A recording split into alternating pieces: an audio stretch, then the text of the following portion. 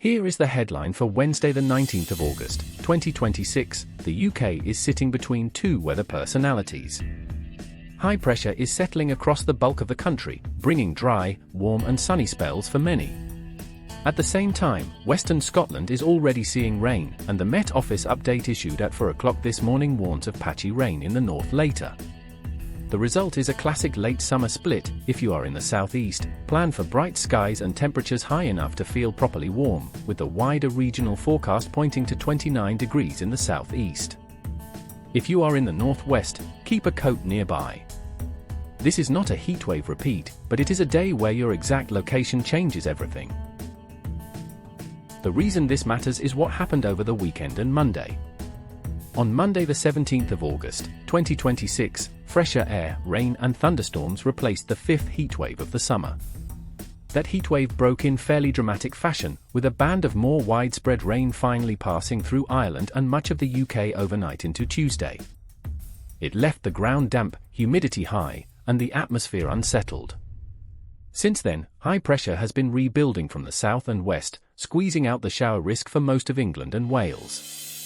Northern and western Scotland have not fully cleared, because they sit closest to the Atlantic weather fronts.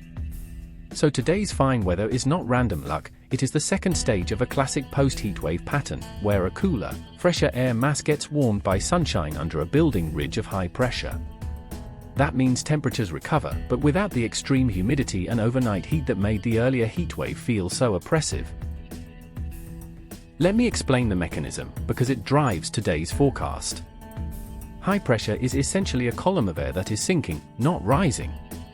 As air sinks, it warms slightly and suppresses cloud formation.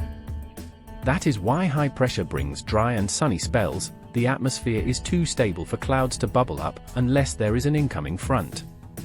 Over southern Britain today, the sinking air is strong enough to keep most showers away.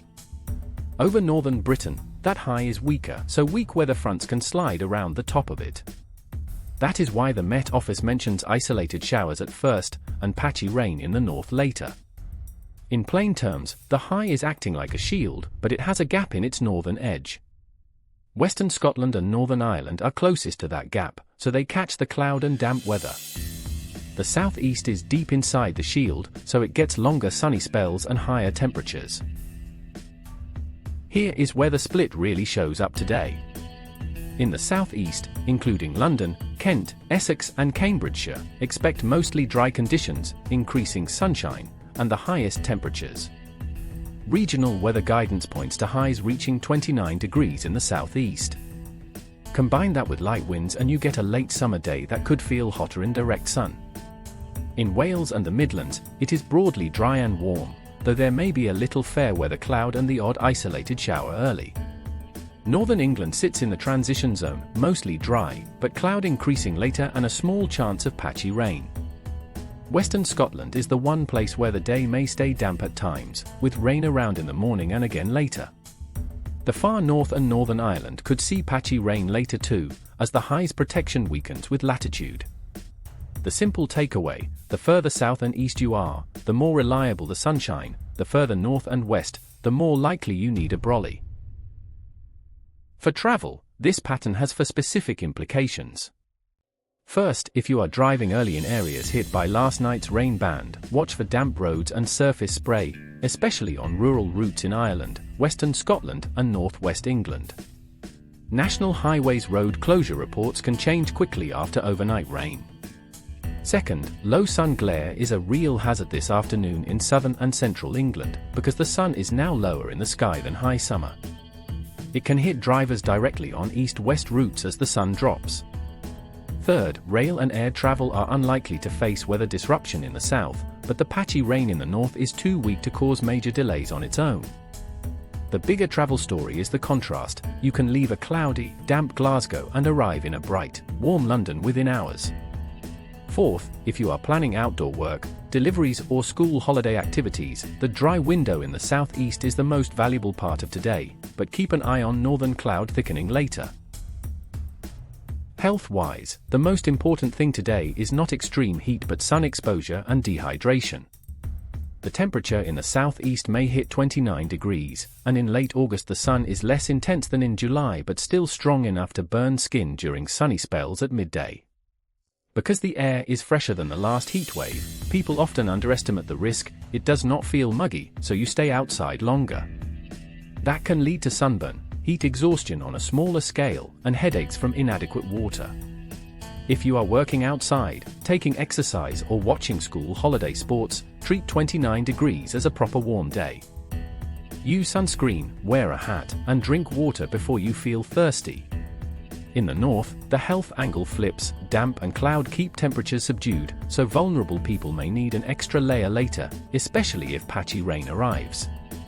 One day, two very different health messages. What happens next?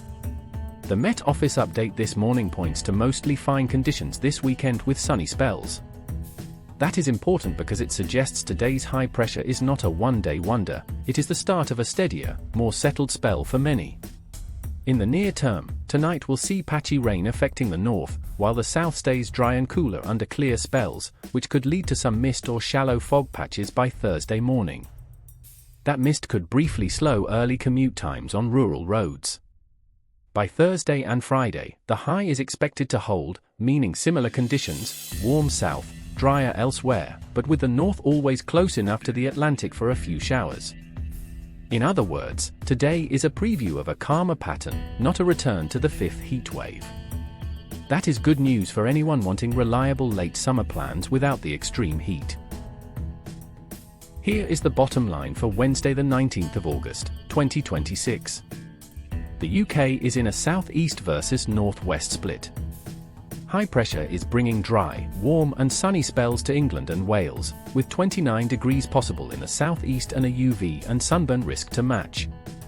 Western Scotland and the northern fringe sit under a different sky, with patchy rain and cloud at times. The transport network should cope well, but drivers need to watch for wet roads in the north and low sun glare in the south. The bigger story is the change of mood. After the fifth heatwave collapsed on the 17th of August, 2026, this is a more comfortable, typical late summer day. Use it, but dress for your map, not your country. Thanks for watching. If this helped, subscribe and tap the bell for tomorrow's forecast.